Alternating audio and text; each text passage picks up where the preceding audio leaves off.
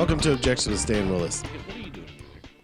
I changed seat. Now, you're confusing the people that are watching this on YouTube. They get it. But the people that are listening on iTunes. I'm Stan Willis, and I'm sitting in Mike's seat. First of all, that's not how the intro goes anyway. So we're not even restarting. We're going to keep you in here being obtuse about how this goes, because it's not just me and Stan Willis. It's me, Stan Willis, and Stan Willis's friend. Introduce Stan Willis's friend. I don't want to.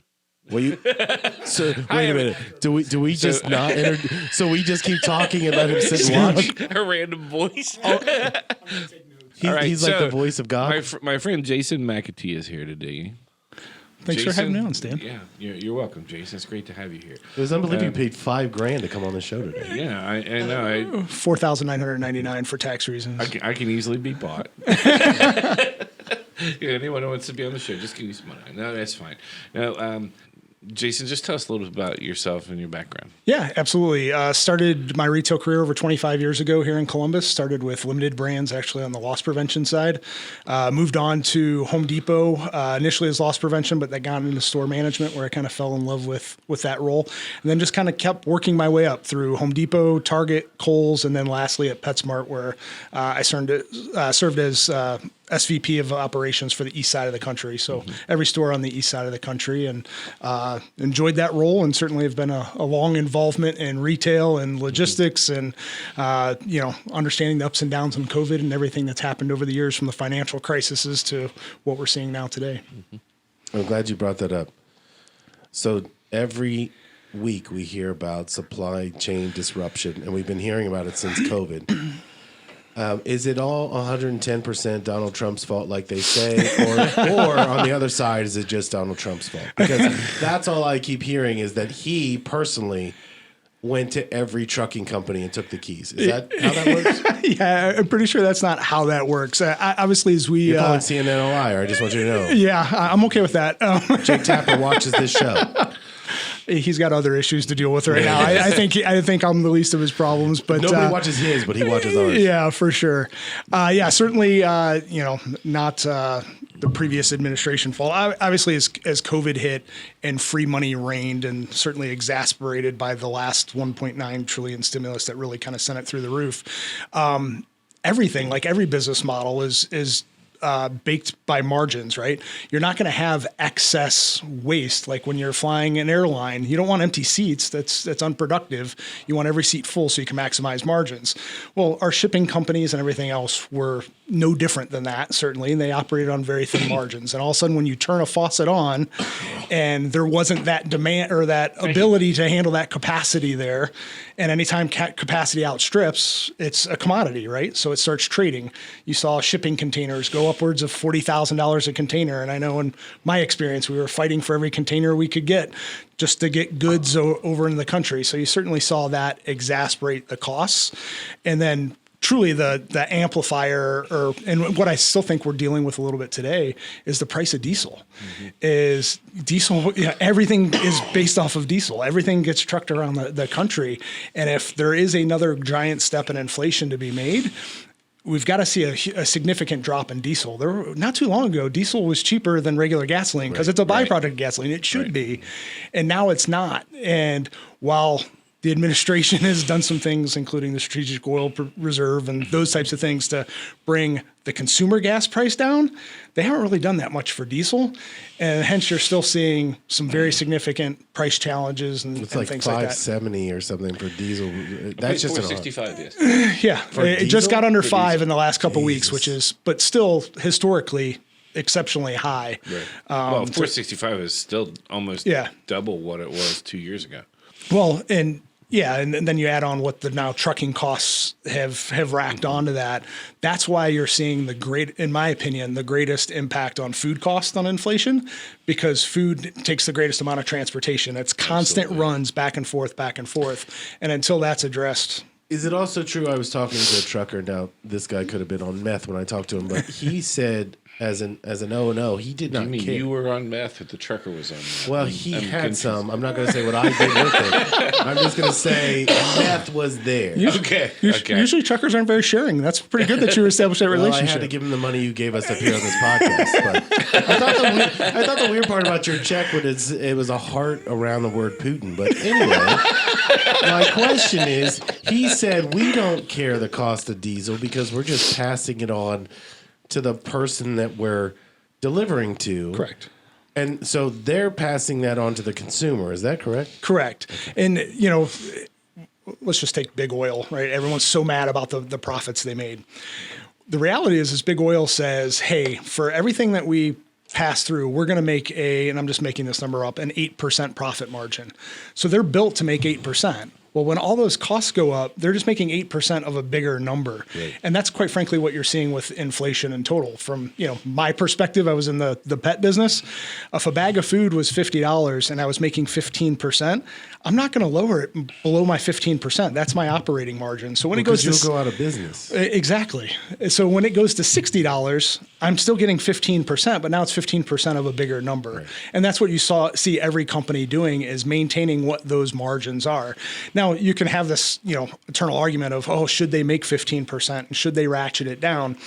Big oil's a little bit of a different conversation, but in general for business, if you start to go below that, then I start pulling back capital, right? Mm-hmm. And capital are things like investing in new stores, which provide jobs, upgrading hardware, technology, things that make me just productive, jobs in general. All that. Yeah. And there's a huge trickle through that then happens.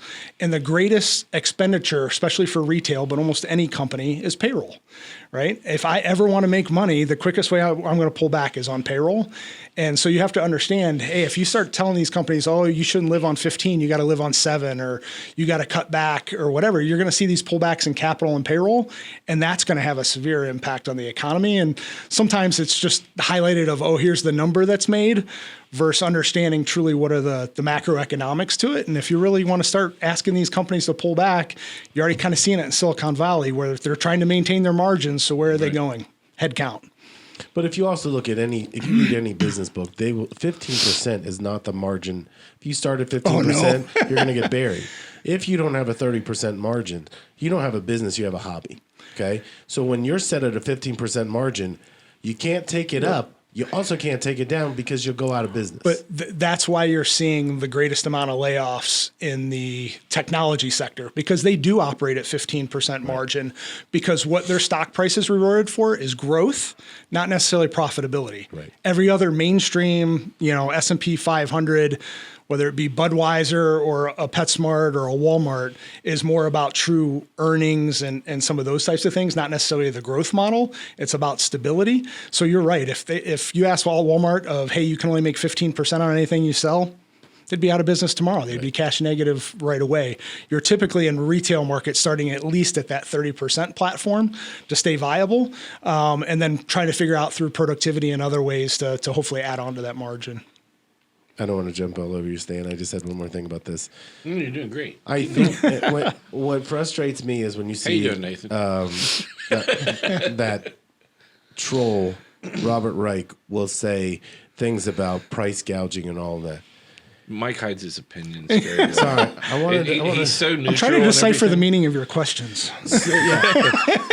So when he says troll, he means that in the most neutral, non-offensive way. So the cute fuzzy trolls. Right, yeah. right. I mean, the ones kind that we would cast hunt spells. down with spears. That's the kind of person. Live under a bridge. But if you're always criticizing corporations employ people. They give them benefits. That helps them feed their family and grow. If you want corporations to pay more tax, if you want them to cut prices, if they go away, at some point you have this net zero where now we can't get goods and services. But are you happy because they paid that tax and now they're gone? It's the American populace does not understand taxes to begin with. That's why they do TurboTax, because they know the commercial. Yeah. They don't understand their own finances, and yet you're going to stir them up and say, if you elected more Democrats, we would get more tax revenue. That's not what they're doing. They're saying that to win an election, knowing those same corporations pay into their re-election campaign. Yeah. You're describing the great symptom right now that we find prevailing across the U.S. is if you can blame someone else for the problems that,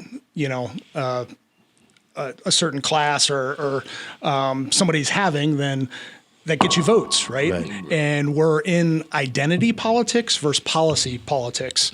And there's a big difference between the two. And we've seen, the Democrat Party or the left essentially say, you're wronged, or you didn't reach this because of this, or you should have been given because of this, where the reality is, if you truly break down the numbers, capitalism, and certainly capitalism in the United States, is the greatest enterprise that's ever been founded and continues to be. It's the greatest economy ever, and it continues to grow. And it's probably our greatest national treasure is our economy. But if someone is short of achieving the American dream, it's somehow the greatest capitalism's, achievement that's the problem, not the individual that's the problem. I've seen it through retail, and I think retail is a great example. I'm here to tell everyone, you can make an unbelievable amount of money in retail. There is some sacrifice because there's nights, there's weekends. You have to work all the times your stores are open, but you have to be able to lead people. And if you can lead people and you'll work hard, there's crazy money to be made. But if you want to sit back and say, oh, Walmart's not giving me what I'm due, Walmart's not giving me what I'm due, yeah, you probably are going to complain and not really make much more other than that cashier. It's not a corporation issue. It's not a capitalism issue. We've just unfortunately blended the identity versus policy, and people, it's so much easier to say, well, as a person, it's someone else's fault, versus all of us understanding we're all given the same equal opportunity. That doesn't mean equal equity, I see. I don't believe in any of that. I'm just kidding. I'd be happy to debate it with you. I'm just kidding. I just like how you stand right like, what? I think I joined the wrong podcast. This is the non-equal opportunity podcast. Maybe you should listen to the title. Oh, good grief. Michael. Stan, you look exhausted from that. I am. But Sorry. Stan is the perfect example of how capitalism works, right? He went to law school. He sacrificed. He opened a law firm. He pays. I don't know. How many people do we have now? 3,000? 38. Whatever the number is. He's responsible for 38 lives because if that check doesn't come.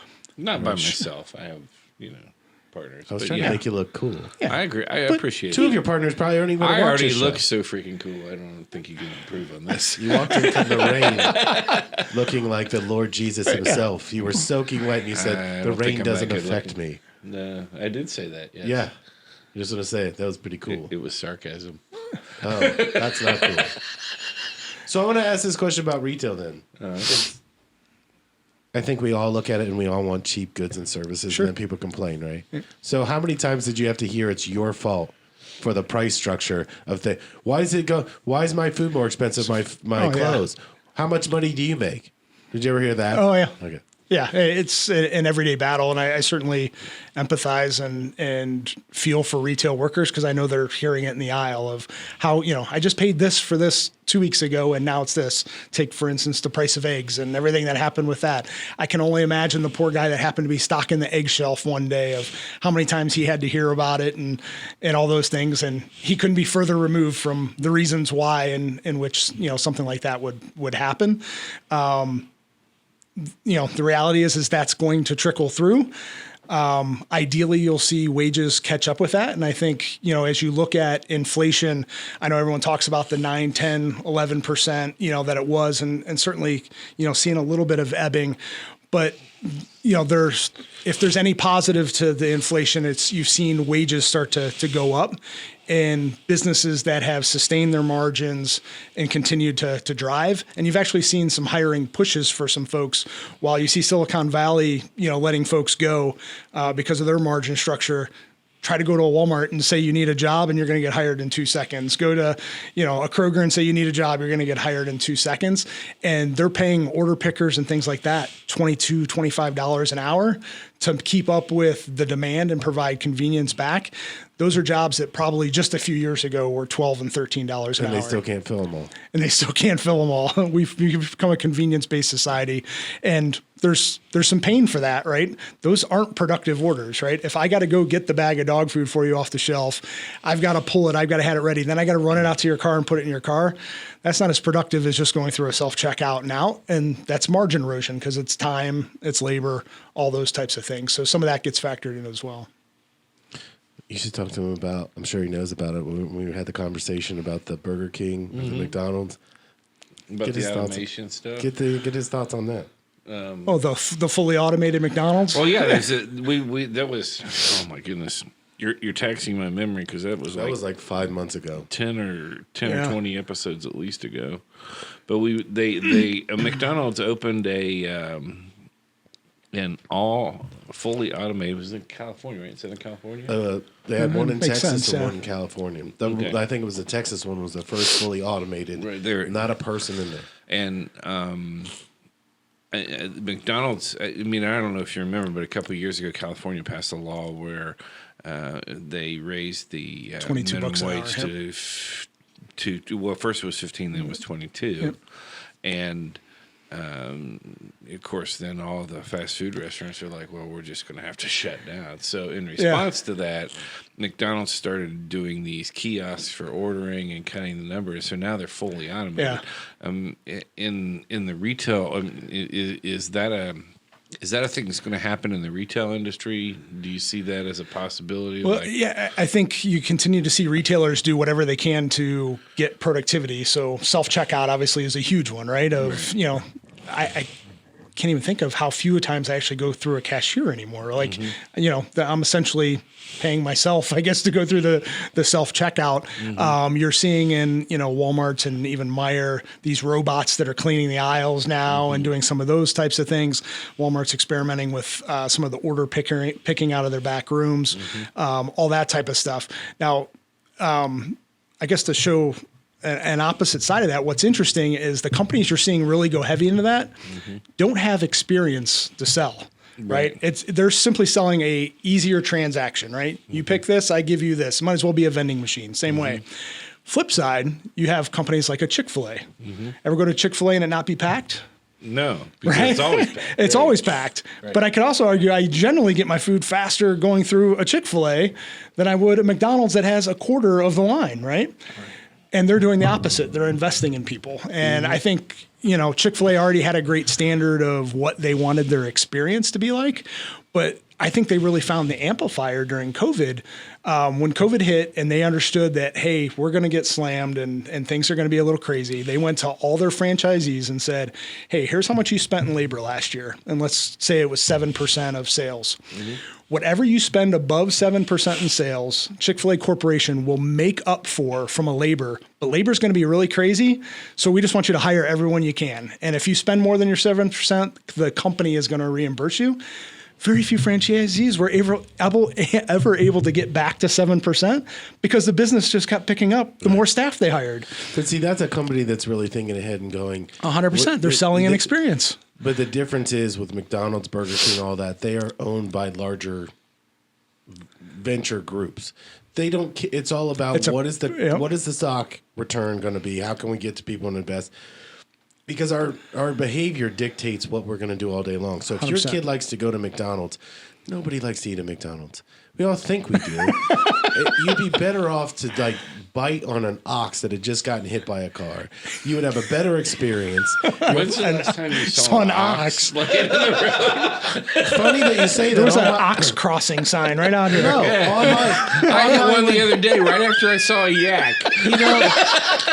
You ask a question, let me answer. I was at McDonald's yesterday, and there was an ox-shaped woman that was going in there. I assume that she was a bovine. What I'm saying is, we go there because our kids like it or whatever because we grew up on it. None of us. It's like Chuck E. Cheese. Nobody really wants to go to Chuck E. Cheese. No. Are you saying Chuck E. Cheese is not one of the best food places on the planet? I think you love it. It got a lot better once they started serving beer. I can tell you that. Hey, those kids are having a great time. I get kicked off the habit trails now, so I'm in trouble, I'm just saying that when you are investing in the experience, like you said, it's a whole different approach. That's what you're 100%. selling. You're not selling your crap food. Well, I would argue that, and of course this is kind of off topic, but I would argue that the number one indicator of a company's growth is the company culture. I mean, and I would say, the one I like to point out is Costco and Sam's Club, because Costco and Sam's Club essentially, it's the same market. It's essentially the same products. I mean, they have a little bit of difference in products, and some people think that one's quality is higher than the other's quality, but it's essentially the same crap. They're all made in China in the same factory. And when you compare the two, Sam's Club has better distribution system, they have better technology, and they have more stores and more money, but Costco is more profitable. Absolutely, and has more employees. And it's simply because Costco has a much better work culture and 100%. Treats their employees better. Yeah, Costco is the great mystery in retail, because if you truly look at them and say, okay, you have to pay to shop there because you have to buy a membership.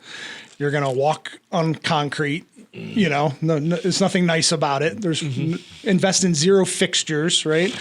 Whatsoever. There's not really a whole lot of customer service. Not a great product selection from the aspect of, hey, if you want ketchup, here's the one ketchup we sell. Either buy it or don't. Like, they're not going to give you a whole aisle of ketchup like a grocery store. And it's whatever ketchup they can get. Absolutely. You're going to stand in line when you check out. And then when you leave, I'm going to treat you like a crook and check your receipt. And it's packed. And right.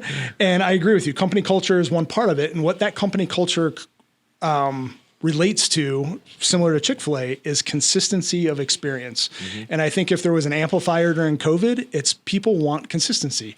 There was so much up, down, all over the place, like you didn't know what you were going to get, that if I'll pay a little bit more, or I'll have to deal with some slight inconveniences if I know what I'm going to see time in and time out and get consistency. And because of the cultures of those companies, it's a consistent experience every single time. We're down the last couple of minutes, but I do want to ask this question.